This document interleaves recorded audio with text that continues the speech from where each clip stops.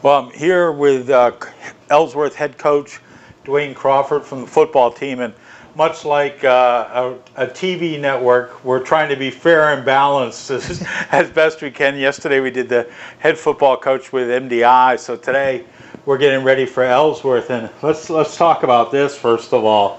There's a new look to Ellsworth football and the EHS or the EFL this year. Yeah. Well, every year we send the helmets out for reconditioning, and so they get repainted anyway. And a lot of the teams are going to this flat matte look. And so I had a sample done and sent it out to the kids, and they loved it. And so we had all the helmets redone, and it's a nice look. Oh yeah, I mean the decals are great, and when that gets butted up against somebody with white or some green, like you getting ready for MDI, you're going to leave a mark on the top. Yeah, you will. That's a great looking helmet. Hopefully they don't use the helmets too often. No, exactly, exactly. Yeah. So this is the week where it's the last little bit of freedom for you before two-a-days start on Monday. Yeah, and actually I don't know how much freedom there's really been. We've had a clinic for 3rd through 8th grade last night along with registration, so we're getting ready for that. Had coaches meetings on Monday with the high school, and then last week with 3rd through 8th grade, so it's been gearing up all summer long. There's really not much downtime. No, and I mean you've had a successful 7-on-7 program that you ran for all the schools in the area this summer. Yeah, we had MDI and Washington Academy, and it was a lot of fun. Got a lot of reps with just the 3 teams. We'd gone to Bucksport in the past, and that program didn't happen this year. So we invited other teams, but those were the three of us that participated, and it worked out well. It was pretty. It was real informal, and we just went out there and went through the reps. And with Maine high school football, the pass game is not what it is in some other areas, but defense gets a lot of reps, and you get things you just couldn't get. And, you get a lot of reps in a game, and that wouldn't happen in a practice situation. So let's talk. This is now what, the 4th or 5th year for Ellsworth football as a varsity program? This is actually our third year. Okay. Yeah, this is our 3rd year as a varsity program. And 5th overall. We played 2 years. 2 years as a club. Right. 1 as a JV, 2 as varsity. Yeah. Okay. Yeah. So time goes quickly. It does. It does. It goes really quickly, and we're now starting to see an influx of those kids coming up through the Ellsworth Football League feeder program. We've got a good freshman class coming in. We had 15 sign up, so we'll see how many actually come on the 17th. But we've had 9 of those 15 all summer long in practice. So and as you and I have talked about when all the times we've done those football coaches shows, the key is that you've got to have that successful feeder program. I mean, to be able to know the terminology, to know when you say the guards are going to pull, everybody knows, okay, this is a guard and this is what they're going to do. It's that whole different language that football players speak. It is, and we've had to experiment over the past couple of years at the high school with what we're going to run based on what we had for personnel. Our first year, we went with the wing T, same as MDI, which we'd run successfully down there, so we incorporated that. And the 3rd through 8th grade teams have been running that to this day. And we quickly found out that at MDI we had essentially in 2008 3 backs. One of those guys goes down, we were in trouble, but they were such good athletes and they were in such great shape they never went down. In our first year running it, we started out with 6 backs, and I remember Tug McKay telling me, "Duane, we don't have enough backs." I go, "Tug, we had 6." Well, we were down to 2 by the time we got done at Matawan Cook Academy, and so we had to adjust from there. And we went to shotgun 1 year, and we produced a league-leading receiver, and Tyler Gatchul still holds the record for receptions in a year, but no run game to go with it. Last year we went back to a wing offense with a wing T, which is similar to the wing T. We went to a single wing rather, but you have that flexibility of only having 2 backs in the backfield instead of 1. So it worked out well for us last year, and we had almost 2,000 yards in rushing last year. Now we need to incorporate the pass game off that, and so it's exciting because we're not reinventing the wheel this year. Right. It's the same offense. The 3rd through 8th grade's going to be running the wing T offense as well, and so it should be good. One of the key things has always been numbers, and it sounds like number-wise, at least as you start the season, you're in pretty good shape. Yeah, we've had, this has been our best summer. We've had anywhere between 16 and 22 kids all summer long. We have Tuesday night practice, Wednesday night 7-on-7. The last 7-on-7, we had 22 kids there. Fantastic. And then the last week of practice, we went short 1 week on the 7-on-7, so we had one more week of practice. We had 20 or 21 those last 2 days. So compared to previous years, we'd have 6 or 8 show up. It's encouraging. Obviously, looking for a win. Looking for a win. I mean, desperately. That first win is going to be. I mean, the clouds are going to part. The trumpets are going to flare. I mean, it's going to be a great feeling. You've been so hauntingly close a couple times. Yeah, last year. I mean, every year we've made progress. So the first year, we took it on the chin big time. I mean, we barely had any offense at all, and defensively we couldn't stop anybody. Our second year we were a lot better, and it's progressed. Last year we led against Dexter in the first quarter. Never happened before. So we've been able to be competitive. In fact, last year we only got to play 7 games because the last game we were snowed out. Right. But out of those 7, 4 of those, Stearns, Dexter, those were close games. Stearns, we were fourth quarter before that game was decided.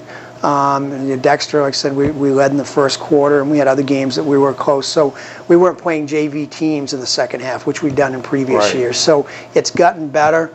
I would have thought last year would have been our first win season based on what I thought was coming back. But in a town that doesn't have a history of football, it's hard to know what you're going to get from year to year. So it's still building. And that's what the EFL is doing, is creating that football environment. It is, yes, yeah. And we'll just keep our fingers crossed and hope that comes along this year. Last year I predicted, yes, we'll have our first win this year, and one of the news channels took me to task on that, said, well, who's it going to be? And I said, I didn't tell them. But it didn't happen. And as you coach, the longer you coach, the more you learn that, you can't take anything for granted. I mean, it is what it is, and from year to year, you don't know what teams are going to have. Who would have thought MCI would go from 0-9 to 9-0 in 1 year? So you just never know. All right, so let's talk. Monday starts double sessions.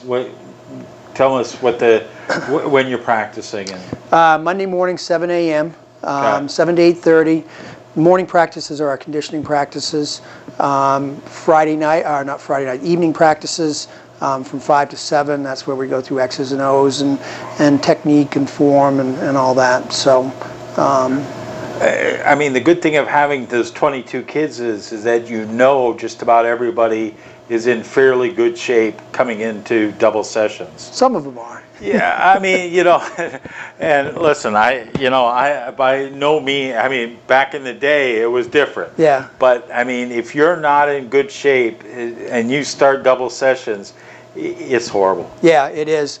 A lot of the kids have been working out in the weight room this summer. In fact, since the season ended last year, there's been a core that have been in the weight room. And one of the things we did last year, we sent out a survey to all the kids.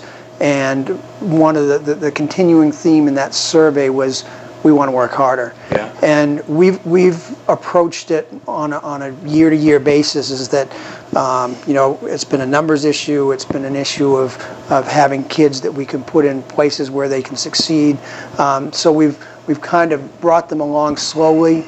2-a-days haven't been as tough as some 2-a-days at other schools would have been.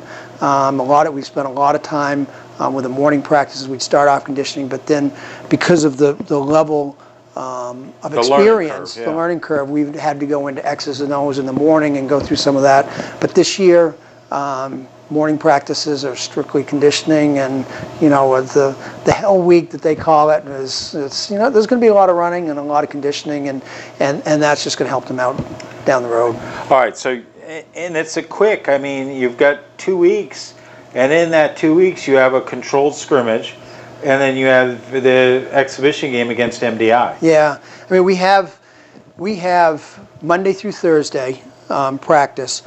Friday is the first day you're allowed full contact, and then you turn around Monday morning and you have a scrimmage at 5 o'clock, and we scrimmage Mountain View this year.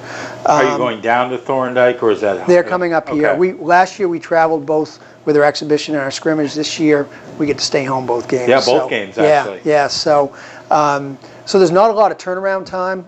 The practices are huge. It's 10 practices, and the bottom line is if you miss either one of those practices, you're at a severe you're a severe deficit from what the other kids have gotten in. So especially the evening practice. But kids not coming to the morning practice this year will have their conditioning when they get to the evening practice. So they're still going to be behind because they'll be down running gassers and pyramids and conditioning. All right. So Monday is the 17th. No, Monday's 17th. The 17th. Yeah. Okay. So then the 24th you have Mountain View, and then the 29th is MDI. Yes. Which we'll be broadcasting. Right. All right, which should be exciting. Always fun. And then, I mean, anytime. Listen, regardless of what it is, anytime MDI and Ellsworth get together is great. Yeah, and MDI, the first year we had the exhibition, there was a 45-0 at halftime. That was 2 years ago. That was the first exhibition game with them. Last year we were a little closer. I think it was 14-0 at halftime. So I'm hoping we can give Mark a run for his money this year. And the neat thing too is that everyone will have been in school. Yes. Well, by the time that your first game takes place, because of the way that Labor Day falls, everyone's in school before Labor Day. So that first Friday night football game, you'll actually have kids in school, so you get a chance to actually have some attendance at it. Yeah, and our attendance has been pretty good. I mean, fans have stuck with us, and they've been right there. So it's been. Listen, it's a great place to watch football on the hill and everything. I mean, it's kind of like a homemade little amphitheater. It's a great place to watch football. Yeah, we have a great facility. I mean, it's really one of the better ones I've been to. The field is in great shape this year. I mean, even though we don't have bleachers, it's still a fun place to watch. Well, all you gotta do is bring a blanket and you sit right down the hill. Yeah, it's fantastic. Yeah. All right, so give us the schedule if you would. So we have Mountain View controlled scrimmage, and they're going to be one of the tougher teams in the conference this year. I think they're going to be good. So that's going to be a good test for us to start out with. MDI is always good. No getting around it since 2006 or 7. That team's been on a roll, and they're always going to be tough. Yeah. And then then Orono comes to us, and they're always good year in and year out. Same coaching staff's been there for a while, and so they've got a good program going there. And we're fortunate because play MDI that plays the same, and then Orono has pretty much the same offense. So we get 2 of those back to back, and then we go to Washington Academy, which plays the same offense as MDI and Orono. So we're in pretty good shape that way. But it's a good schedule. We got Stearns, Camden, which is new this year to the league, Camden Hills. Right, moving down. Moving down, yeah. Madomic, which is, we actually play Madomic twice this year, once next to the last game of the year, and then we're going to go down there on the 30th of October, and they're going to do a fundraiser type game under the lights down there to help them out. But Camden, Lincoln, Holton's coming down to us, thank God. We don't have to drive up there. And they're the game that we didn't get in last year because of the snowstorm. And then Madomic and Dexter last game of the year. So it should be it goes really fast. It does. It goes really fast. I mean, you think and you start off and it's supposed to be hot next week. I mean, the heat's coming back. And you go from the heat of August to, I mean, last year we had the snow of Halloween. Exactly. And the funny thing is, summer, you would think summer would be here. Summer seems to show up about football season every year. So it does. You know, the hottest day of the year, and you're in 2-a-days in full pads. I know, and that's an issue because obviously you're concerned about the safety of the kids. Right, it is, yeah. And we're good. We give them a lot of water breaks, and we're cognizant of that, and most of us have played, so we know what it's like to be underneath those hot helmets when it's 80+ degrees out there. So it's, yeah. I was lucky. I never played football. I played rugby. So I played for the Bermuda International team, and I never, I mean, we didn't wear pads, and you can tell occasionally. All right, so we're going to do coaches shows like we have in the past. We'll talk on Mondays after the games and Thursdays to preview the games, and those, of course, are going to be brought to you by the First, and we look forward to a successful season for the Ellsworth Eagles. Yeah, I mean, we're excited. We've got our entire backfield's back for this year, and that's the first time that's ever happened.